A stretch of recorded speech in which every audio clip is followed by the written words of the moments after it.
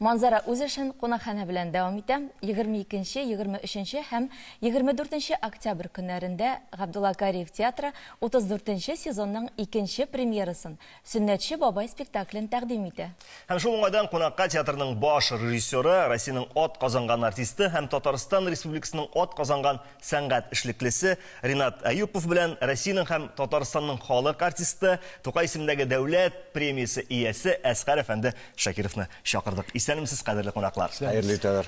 Беренче сорау әлбәттә шушы премьера спектакль хакында булыр. Ни өчен нәкъ Сөннәтче бабай һәм әлеге спектакль турында бер-ике җөмлә белән безнең тамашачыларга сөйләп узсагыз иде.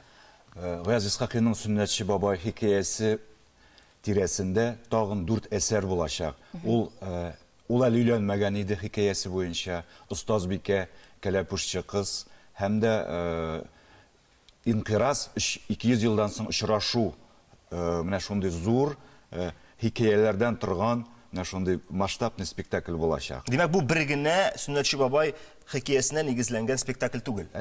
Бу тарихны барысы да Сөннәтче бабай яисә Корбанколый тоташтыра. Корбанколый тоташтыра һәм менә бу хикәяләрдәге адашып, юлдан адашкан балаларның проблемасын Корбанколый шише, Корбанколый ярдәм итә, аларга канат бирә. Бу көтелмәгән сюжет, аның инсценировкасын яшь драматурглар Булат Минкин һәм Ландыш Абударова шундый оригиналь рәвештә эшләде һәм ул тамашачыларга бик кызык булачак. Бигрәк тә яшьләр өчен бик кирәк ул Гаяз Исхакыйның әсәрләрен яшьләргә тәкъдим итү.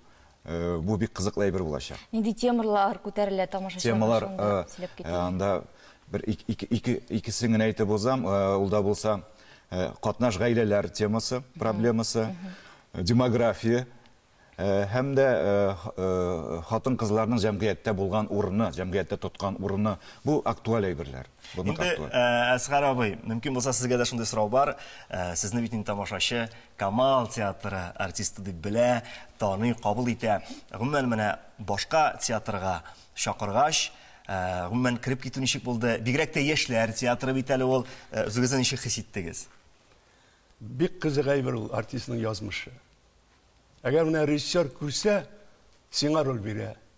Ә режиссер күрмәсә, син роль уйный алмыйсың. Син никадәр талантлы булма, сине режиссер күрмәй икән, сәхнәдә син ачыла алмыйсың. Ну менә кай вакытта шундый бәхет була, артистка режиссер шана һәм үзенә кирәк кешене эзли. Менә кай вакытта инде артистның бәхетенә күрә рольләр туры килә. Бу чиракта мин дә уйлыйм инде, минем бәхеткә туры килгән әйбер дип. Чөнки бер әйберне искә төшереп китәсем килә.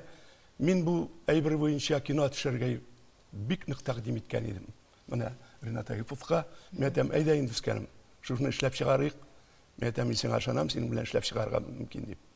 Безгә инде ярдәм дә итәбез дигәннәр. Ләкин менә шулай вакыт узды, кино әле чыкканы булмады.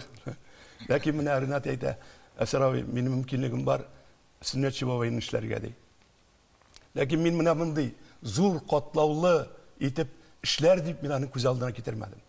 Әсгар абый, менә сезнең Ринат абый белән уртак эшегез бит инде беренче генә тәҗрибә түгел, сезнең инде бергә эшләгәнегез булды. Ә менә репетициялар ничек барды?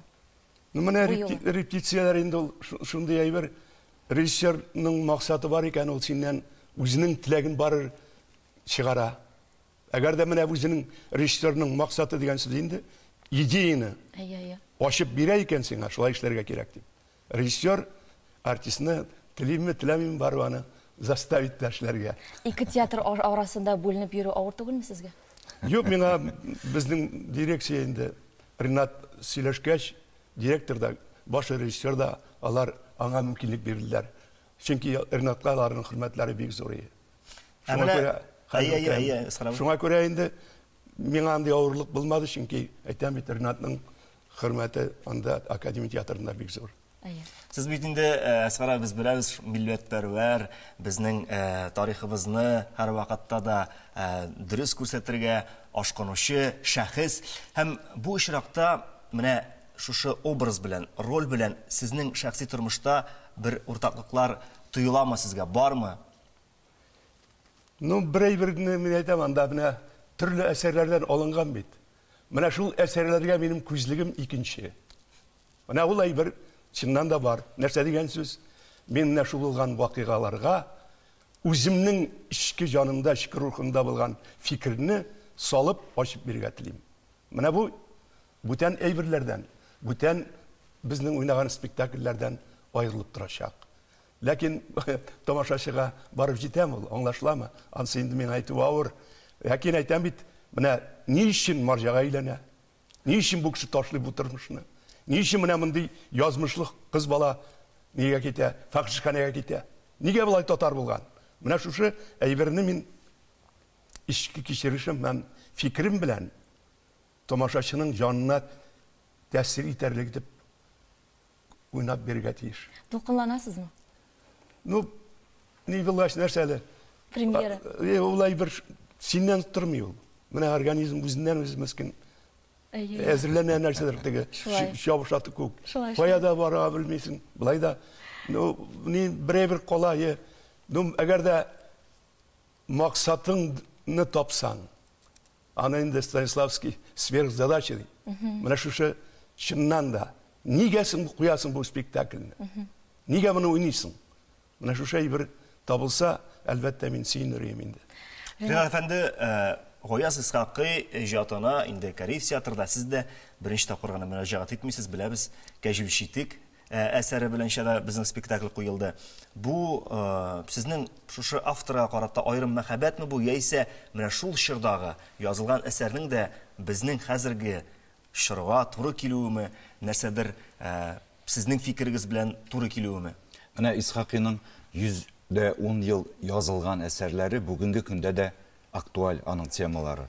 Шуңа күрә мин кайсы гына театрда эшләмәсәм дә, Минзәлә театрындамы ул, Чаллы театрындамы, үзебезнең театрда Исхакый белән мин һәр вакытта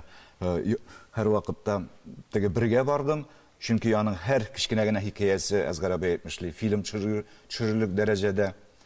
Әлеге спектакль турында әйтәсем килә, анда бөтен труппа катнаша. Бу спектакль эчендә төрле ритуаллар тәкъдим ителәчәк, онытылган традициялар тәкъдим ителәчәк. Һәм шулай ук Корбанколый ролендә Әзгәр абый гына түгел, үзебезнең театрның артисты, Татарстанның халык артисты Илфат Камалиев та әлеге рольне башкара үзенчәлекле иттереп. Без дә түземсезлекне көтәбез, сезгә дә уңышлар телибез әлеге премьерада.